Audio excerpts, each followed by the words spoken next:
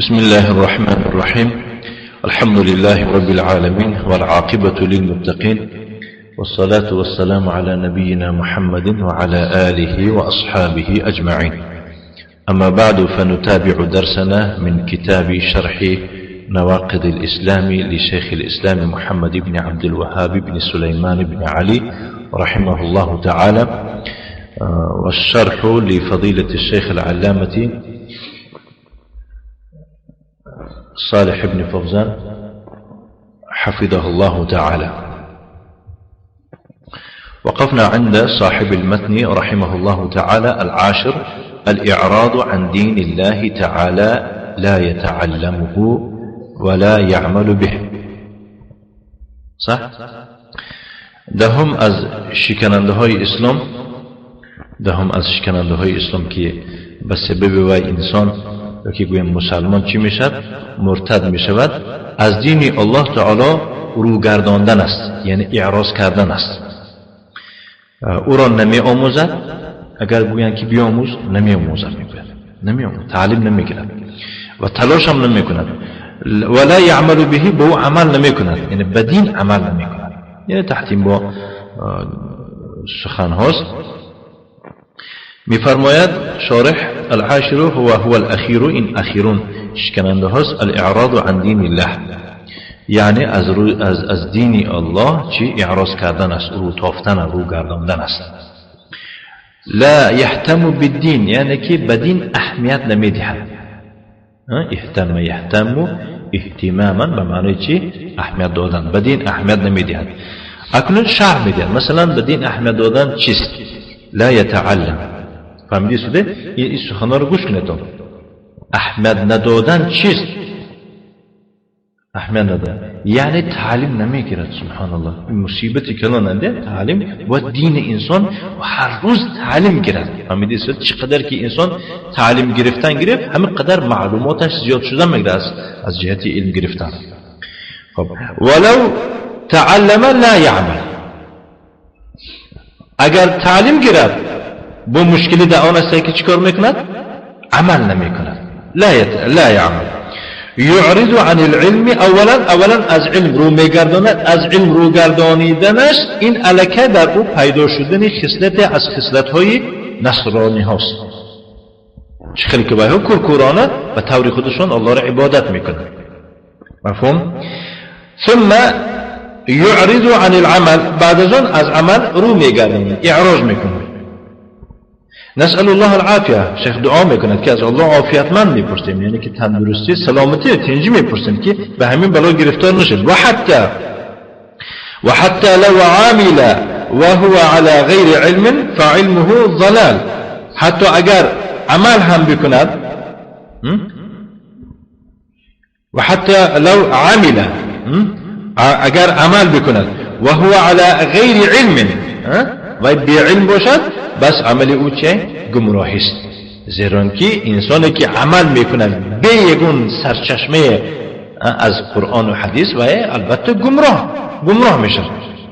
فلا بد ان یتعلم اولا ثم یعمل، لابد است، یعنی ضرور است اولا و تعلیم بگیرد، بعد از آن طبقی تعلیمی گرفتگی چیکار بکند؟ عمل بکند. خصوصا علم ضروری چه؟ احکام و ارکان اسلام گفته شده. نعم، یعنی اصول دین گفته شده.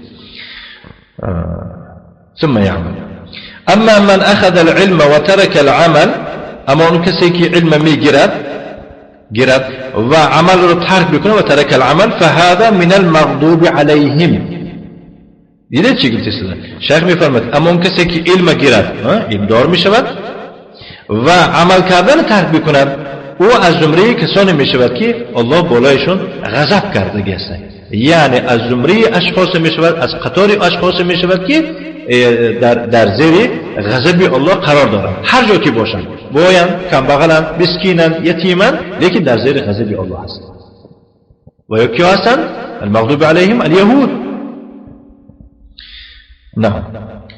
و من اخذ العمل و ترک العلم فهذا ضال، اما اون کسی که یعنی که دست به عمل بزند، یعنی عمل بکند و علم را ترک بکند، این گمراه هست.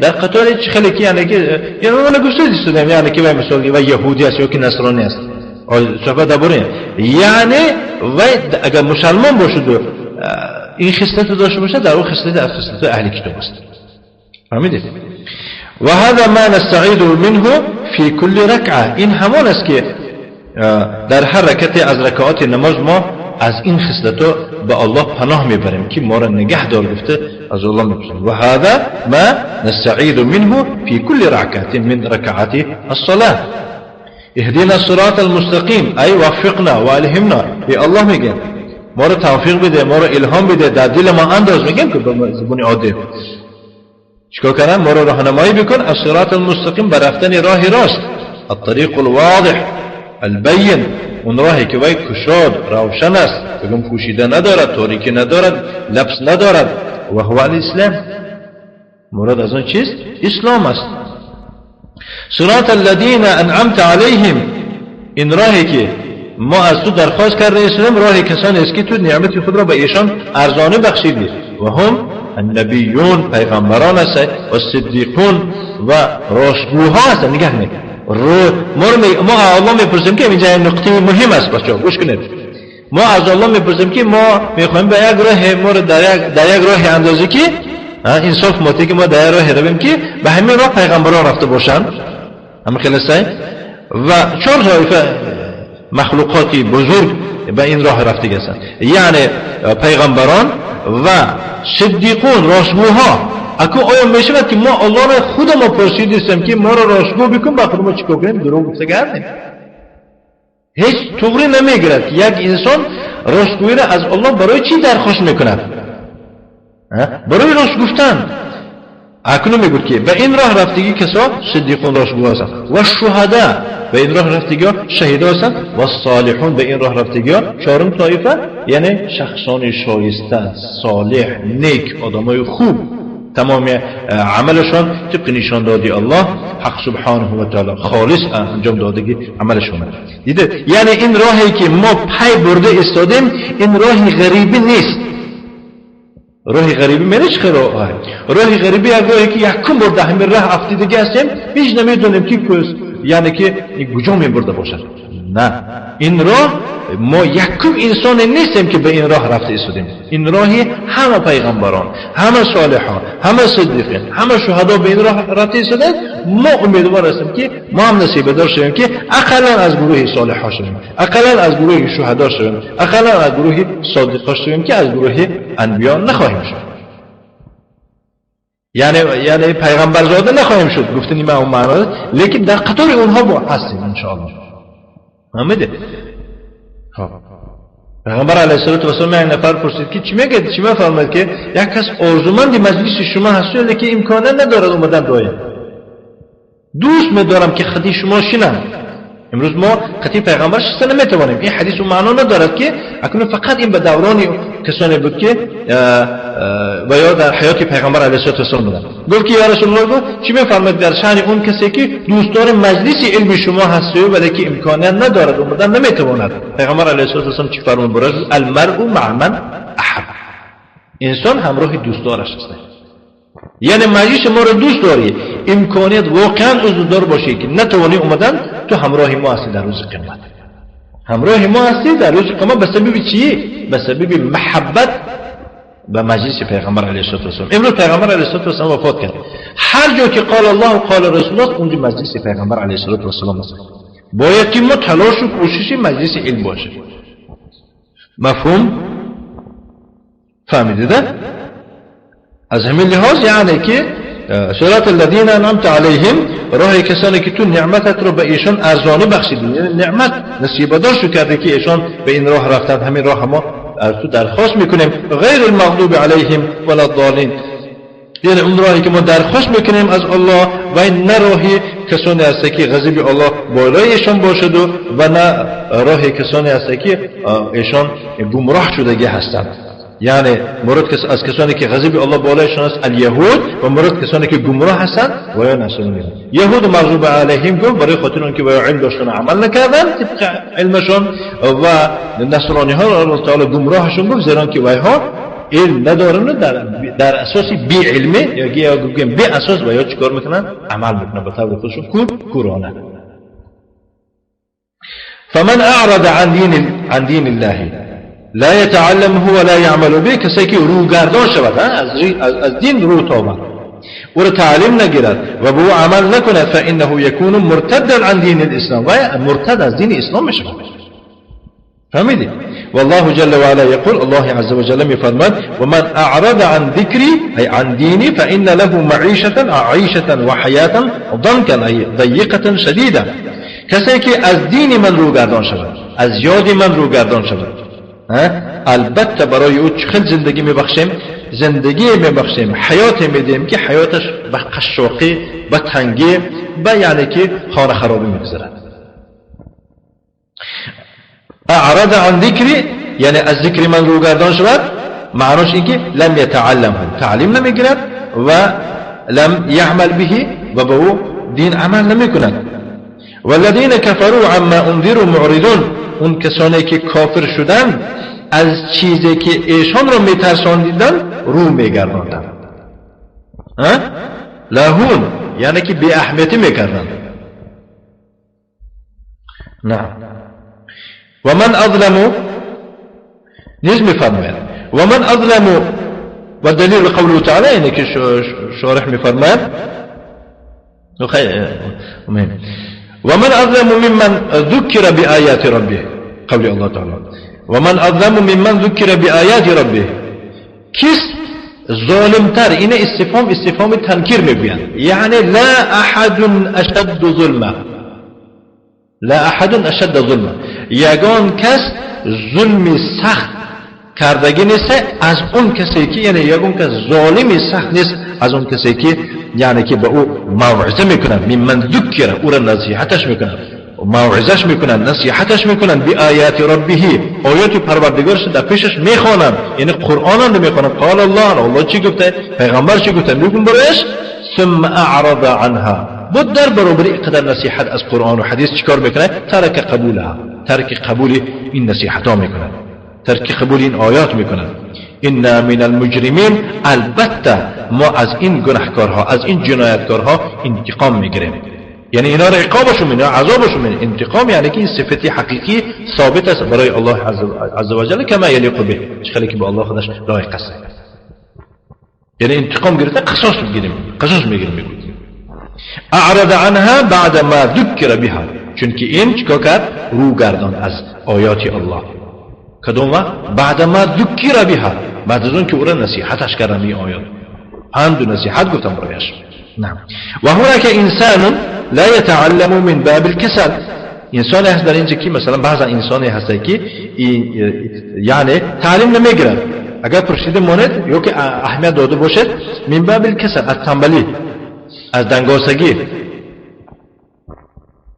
هذا لا يكفر، این کافر گفته نمیشه، ولكنه يلام على كسله، ولی او را ملامت کرده میشه، او را جنگش کرده میشه اگر خصوصا فرزند باشه.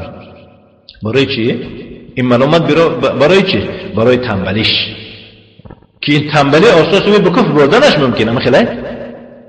اما اذا كان ترك طلب العلم عدم رغبة في العلم، اما اگر طلب علم را ترک کنه، برای چی؟ بود که من رغبت ندارم در علم آموزی بود.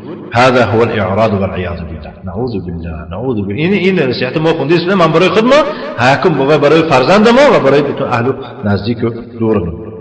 این چی میگوین؟ هو الاعراض والعياذ بالله، این رو گرداندن، این رو تافتن است. خصوصا میگه که من رغبت ندارم، یا شیء خوندن ندارم. هذا هو الذي يكفر، كفر مش دیگه همینه. ولكن إن كان المرء يرغب في العلم ولا يحب العلم ولكنه عنده كسل، چی گفتم؟ ويحب العلم، چی گفتم؟ نه ويحب. ولی اگر انسان باشد که رغبت در علم دارد و علم دوست می‌دارد و يحب العلم، علم دوست می‌دارد، ولكنه عنده كسل، ولی تنبلی دارد، لأن طلب العلم صعب، چونکه طلب علمی آسان نیست، این مشکل است، وزنین است. همین خلاص یتطلب صبر، یعنی این طلب علم صبر میطلبه، یعنی صبر طلب میباشه. یتطلبو یعنی صبر طلب میباشه. طلب علمی صبر طلب است. معلم جنگت میکنه، معلم دادت میزند، معلم یعنی که خطاگت اصلاح میکند، خطا جواب میدهی، یا که خطا میخونی طول روز، روزی دراز تو مثال چی خطا از یاد میکنی، یکی میبینی که 1000 بار تکرار کردی خطا خوندی. خیلی شده نشون که هم اینا غم، مشکلی، مشقت است. و یتطلب تحمل، یعنی طلب علمی این تحمل از تو طلب میکنه. تحمل یعنی برداشت طلب میکنه. و هر چیزی که دستت میگوید، گرسنگی و تشنگی مثال گیریم باید برداشت بکنی. و یتطلب جلوس، این طلب میکنه چی؟ ساعات خطی شستن. شیخ نیست میشینی مثال گیریم. ممکن نیست گفتن که این چه من روز درست میشینه شیخ بیاد. فهمیدید؟ یعنی نشستن طلب میکند. و هو کسلان، این باشد تنبل است، شستن وقت ندارد، برداشت ندارد، گپش میزنه خفه میشد، قهرش میگوید، جنگش میگه، خطاگش میگرنه، یعنی صبر ندارد. فهذا يلام على كسله، چون این کسل دائم چی ملامت کرده میشود بنابر تنبلیش. و على تفریطه، و برای خاطر از حد گذریش. ولكنه لا يصل الى حد الكفر، ولی این به حد کفر نمیرسد، یعنی این کافر نمیشد، ولی این کارش کاری خوب نیست. مفهوم؟ و دلیل قوله تعالی، یعنی شیخ الاسلام دلیل میارد قول الله تعالی میفرماید و من اظلم ممن ذکر بآیات ربه ثم اعرض عنها انا من المجرمین منتقمون. و نیست یگان کسی در ظلم شدید باشد از آن کسی که او را موعظش میکند با آیات پروردگارش، یعنی با قرآن، بعد از آن او چیکار میکند؟ اعراض میکند از قبول کردن این آیات، یعنی که چه رو میگردند، قبولشون نمیکنند. ما هر آینه از اشخاص جنایتکار انتقام میگیریم. میگوید الله حق سبحانه و تعالی. نعم. شارح میفهم الاعراض الذي يدل على عدم الرغبة في العلم او كراهية العلم هذا هو الكفر والعياذ بالله. یعنی روگرداندنی که دلالت به چه همین انسان همین خیرو میگرداند که یعنی که رغبت و حوث و طمع در علم ندارد، یا که مثلا گریم علم تماما بعد میبیند، این همان است کفر. الله پناه جد. فهمیدی؟ این انمین انسان به حد کفر برده میرساند. بعد از آن صاحب متن میفرماد ولا فرق في جميع هذه النواقض بين الهازل والجاد والخائف الا المكره. دیدید؟ یعنی فرق ندارد در جمیع این چیزایی که این شکننده هایی که گفتیم، خواه این از که از شخصی هزیل کردگی صادر شده باشد، این 10 شکننده، والجاد یک کس جدی گفته باشد، هازل گفتن چی؟ هزیل کرده.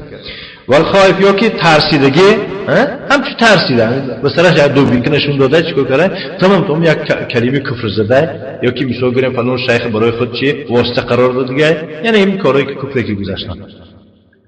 غیر از مکره کی را میگن؟ مجبور کردگی. غیر از مکره الا المکره و کلها من اعظم ما یکون خطرا. همه این چیزایی که نمبر شدن این شکننده از همه بزرگترین چیزی که خطرناک می باشد، یعنی از همه چیزی خطرناک همین ها هستند. و من اکثر ما یکون وقوعا، از همه بسیار وقت انسان می افتد، بسیار مردم گرفتاری شدگی ها هستند، همین ها هستند. فهمیدید؟ بسیار آدم ها در همین بندها گرفتار شدگی هستند، در همین کفر، در همین مرتدی افتیدگی هستند. فهمیدید؟ به اینها شوخی کردن نمیشد. به اینها شوخی کردن به مثال یک انسان به آتش بازی کرده است. به آتش چیکار کرده است؟ بازی کرده است که یکی چیزی میشد که آتش پریده دوای چی میزند، کجایش میسوزند. فهمیدید؟ یعنی به این 10 بند شکننده های اسلام که باعث مرتدی مسلمان میشوند، به اینها بازی کردن یا شوخی کردن، نه هزیل کردن گفتن، این به مثال یک انسان یک آتش کلانه در دستش یک عصا گرفته چیکار بازی کرده است، این چوبش این طرف لب میزنه، اون بازی یکون کار نکسته با آتش، همین بازی کرده است که احتمالی چی دارد؟ بدنش سوزوندنی دارد. مفهوم؟ با میدونه تو که آتش چقدر که کارا میگیره، خیلی بسیار آدم اومدن میگیره، میخواد که بره باید بده.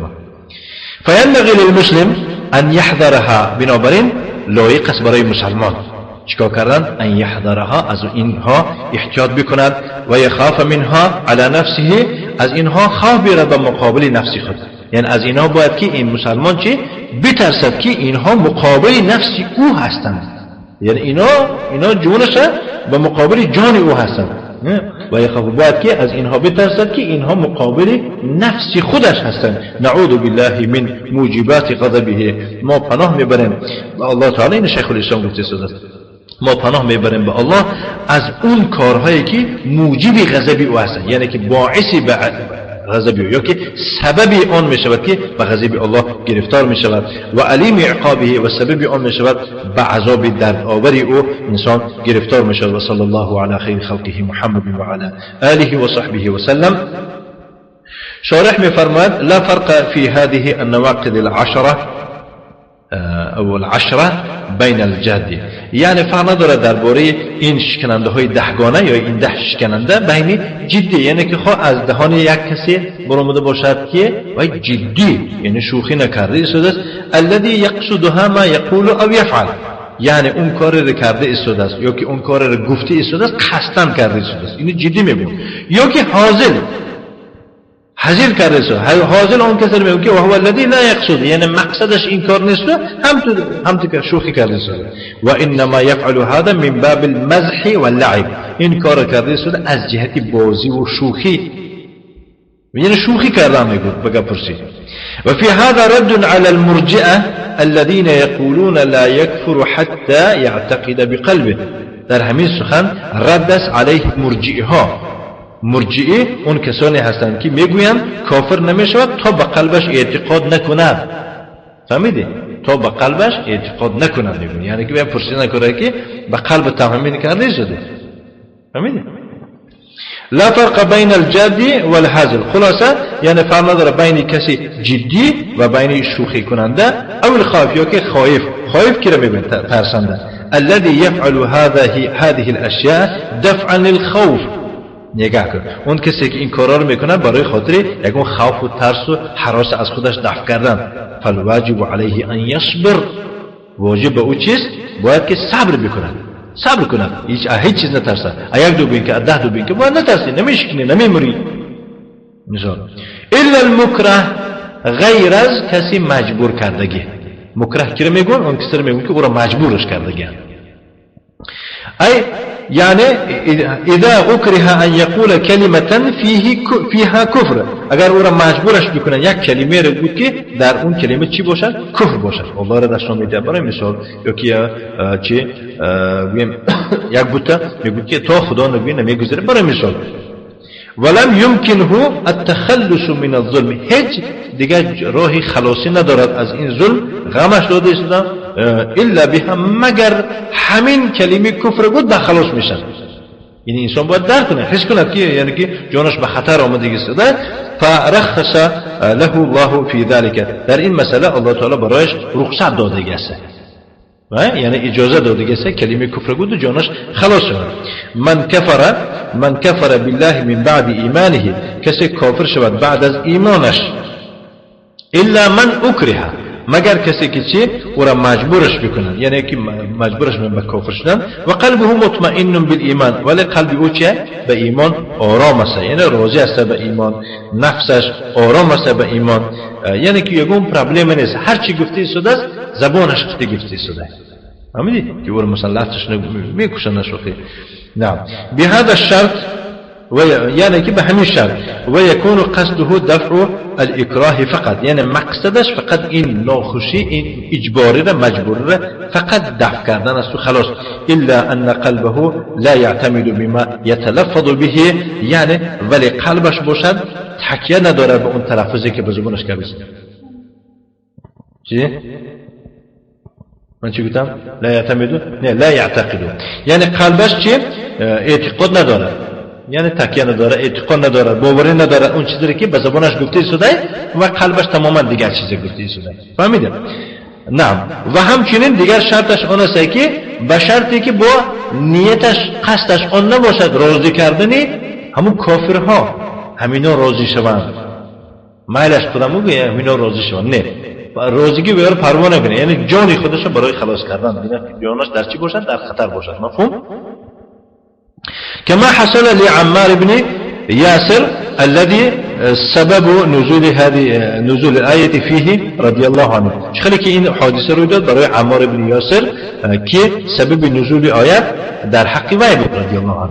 لما اخذه الكفار وعذبوه، وقتی که کافرها او را دستگیر کردند و عذابش کردند، حتی یقول فی محمد صلی الله علیه و سلم، یعنی که در حق محمد صلی الله علیه و سلم یکن گپ گوید، ای یسب الرسول، که پیغمبر دشنام دهد بس ترش میکرد. فوافقهم و سب الرسول صلی الله علیه و سلم، بعد با اونها یعنی که چی شد، موافق اومد، گپشون گرفت و دشنام داد پیغمبر. و جاء نادما الى الرسول صلی الله علیه و سلم، پشیمان شده اومد که میکشتم من خوبتر نبود تا من پیغمبر دشنام دادم، سرش دادم. خائفا مما حصل له، ترسید از اون کاری که از وی روی داد. فقال له النبي صلی الله علیه و آله و سلم، پیغمبر علیه الصلاه و السلام برایش چی گفت؟ گفت کیف تجد قلبه، یعنی قلبت چی میگوید، یعنی درونت چیه، درونت آباده یا که درون طبقتی من حقارت کرده. برای مثال قال مطمئنا بالایمان، گفت که به ایمان آرامه. قال فان عادوا فعد، اگر دوباره با در قپیده تو را همین کارو کنم، با همین کارو کنم. فهمیدی؟ یعنی اگر با همین کار تکرار بکنن تو تکرار بکن.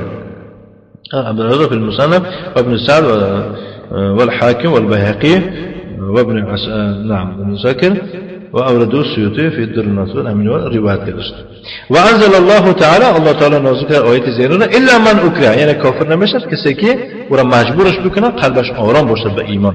لا يتخذ المؤمنون الكافرين أولياء من دون المؤمنين، الله میفرماید لا يتخذ المؤمنون الكافرين أولياء، نباید که مؤمن ها کافرها را دوستی نزدیک بگیرن، یاردمچی گیرن که اونا رو یاردم دهن برای جلب منفعتشون و یاردم شدن برای دفعی یکون ضررشون، که نصرت به این معنا هم من دون المؤمنین، مؤمن ها را مانده. باید که انسان نصرت ها بکند، هر کاری که میکند باید که به فایده جلب منفعت مؤمن ها باشد و برای دفع ضرر از مؤمن ها باشد. و من یفعل ذلك، کسی این کار بکنه یعنی که مؤمن ها را پرتافته با کافرها دوستی بکند، فلیس من الله فی شیء، ای فقط کفر، یعنی کافر میشود و در پیش الله یگان اعتبار ندارد. در پیشگاه الله یگان چیز ندارد، یگان دین و آیین ندارد که الله تعالی بود که در دین من است بگوید دارد. الا ان تتقوا منهم تقا، مگر اینکه شما از اونها چیکار کنید، یعنی که پرهیز بکنید، پرهیز کردنه. مگر از اونها چی؟ احتیاط بکنید، سپر کردنه. یعنی تتقوا شرهم، یعنی برای خاطر از بدی ویها، از عذاب ویها، از مصیبتی، از پرابلمی ویها، برای خاطر یعنی که پرده پوش کردن باشد. این یعنی که استثناء است که کافر نمیشه. نعوذ بالله من موجبات غضبه و علیم عقابه. آمین. وصلى الله وسلم على نبينا محمد وعلى آله وأصحابه وسلم تسليما مزيدا وجزاكم الله خيرا كثيرا وبارك الله فيكم. در آخر کتاب بعضی اسئله ها را ان شاء الله درس مستقل میکنیم که به این درس آمیخته نشه.